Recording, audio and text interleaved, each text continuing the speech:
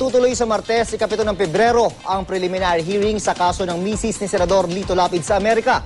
Ayon sa abogado ni Marisa Lapid na si Attorney Elliot Krieger, ipinagpaliban ito ng hanggang 60 araw. Nilinaw ni Attorney Krieger na hindi agad inaresto si Ginang Lapid nung mahulihan siya ng 50,000 dolyar na hindi na idineklara noong Nobyembre.